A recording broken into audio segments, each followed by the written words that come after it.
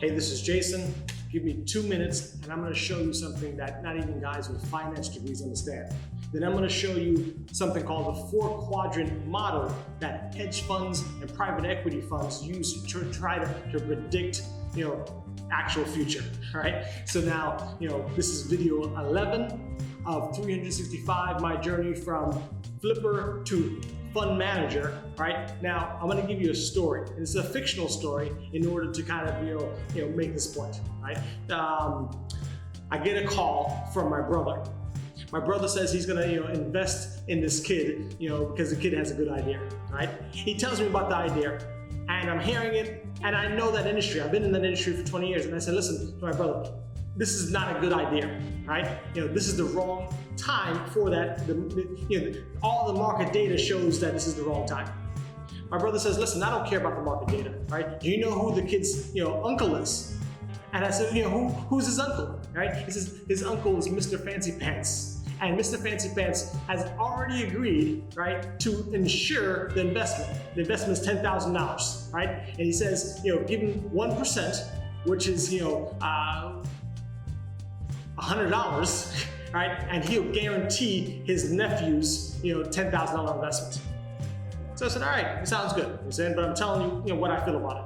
So a little later, I get a phone call from Mr. Fancy Pants' son, Fancy Pants Jr., right? And he says, I heard that, you had apprehension about that deal, right? In fact, I'm trying to, kind of beat out my father, right, as far as returns.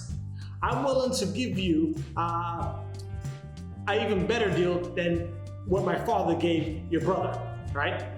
You don't have to give my cousin any money, but I'll insure even if he loses, right? But you got to pay me 2%. So I said, let me make sure I understand this. You want me to give you 2% and you will insure any number, right? He says, yeah. So, I want to make sure I really understand this. If I give you $2,000, you'll insure $100,000, even though I haven't given the kid $100,000, or my brother hasn't given me $100,000. He said, yes, exactly how it works. But you understand, if the kid wins, I keep your two grand. I said, okay, where do I sign up? So, lo and behold, 6 months pass, right? And what happens? By God's, unfortunate event, the market data was right and the kid fails. My brother gets $10,000 from Mr. Fancy Pants, right? And I get $100 grand for my $2,000 investment from Fancy Pants Jr. Now, that scenario I just gave you, right, is actually how credit default swaps work, right? The thing that happened to AIG and whatnot, that is the exact framework of how it works, right? So imagine a regular investor, right, wants to invest into an investment, right? And then you have an insurance company, which is Mr. Fancy Pants, that wants a small premium to insure it. Then you have a hedge fund, right? Or a private equity fund that is looking at the market data, that's looking for a short. They're looking to short us, an investment. And what they do is, I'll pay, the insurance, it might be higher, but the market data is showing me that this thing's gonna fail, right? And therefore the insurance company will pay the big number, right? Now, the point I'm making is this, right? So we're in real estate. And now, what separates the amateurs from the professionals is that the professionals know the numbers. You can see the numbers and actually predict, kind of what's happening, what area you are in the actual market cycle, right? And you can, plan accordingly.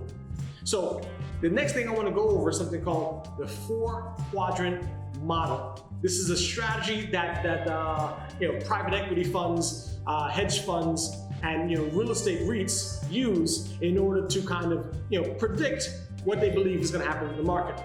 It's not foolproof, but it's something to actually look at, right? So, or something to really know, right? So I'm going to go over it really simple. I'm going to bring up the PowerPoint so you can see what I'm talking about, right? So it's going to look complicated, but what I want you to get out of this is this, right?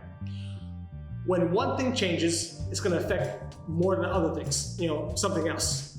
And you may not think about it, but it may affect something in a manner that didn't look normal at the same time. It wasn't to be expected, right? So I'm bringing up this PowerPoint now. All right, so the first graph you're looking at here, right, is rents and vacant space, and in the middle you have something called the market demand, right? It's like a demand curve, right? Now, demand can go up or down. In this example, right here, you see the market demand went down, but also it can go up, right? Now, in this 4 quadrant, this is one of the quadrants. And the next one is going to be, I'm showing you these quadrants in separate kind of viewpoints, so that I can bring them together and show you again. So here's now rents and price, and you have something called a cap rate, right?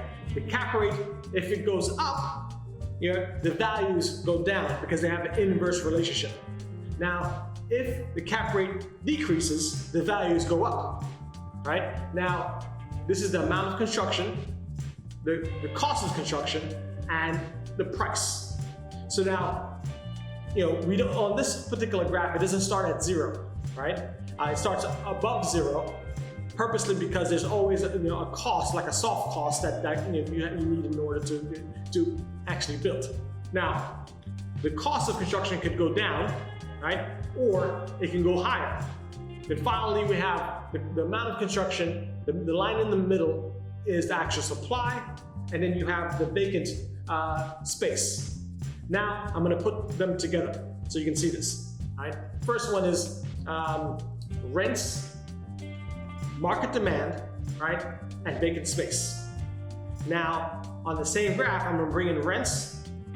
I'm going to bring in cap rate, right, level of construction, and cost of construction, right? Now we have something called equilibrium, right, between them. They all kind of work together at the same time at a certain level, right? Now, the question is this. This is where the magic of this kind of chart comes in, right? Once something changes, it's going to seek for a new equilibrium, right? So now, if market demand decreases, what happens, right? You have a new equilibrium where you can see here in the orange square that's inside of the green square, which remember the green square went away because that was before. Now this is new. So rents are going to decrease. So in this chart, the middle is 0. So rents decreased, price decreased because it's going closer to 0. The level of construction in the market decreased. And something that may not be intuitive, right? Even when a market demand went down, the amount of space decreased, right? Why would it decrease? Because more people rented. It looks like the amount of rents and the prices allows the spurn of increase in market, in more people renting the space, right? That part is actually not intuitive. So I'm gonna go over this one more time, right? But we're gonna change something else. So rents, market demand, vacant space. Now price, cap rate, cost of construction, level of construction, and equilibrium with supply, right? Now, what happens when the cap rate is decreased? So obviously you have a new equilibrium, but the most obvious thing is that the price is going to increase. Right? Now, the level of construction is going to increase because people want to take advantage of this new cap rate, right? And now the vacant space is also going to, increase, right? But what's kind of not, intuitive is that the rent is going to decrease, right? So you can kind of see here, what I'm talking about, where if you kind of know the numbers and you kind of use different models, you can hopefully put together a model to guide you what to do next, right? So and it's your job to really know these numbers and to kind of take your business to the next level. Check me out tomorrow. We're going to talk about a new topic that I think is going to interest you. right? This is gonna be, how the market works with rents. So, check me out tomorrow. We're gonna talk about rent.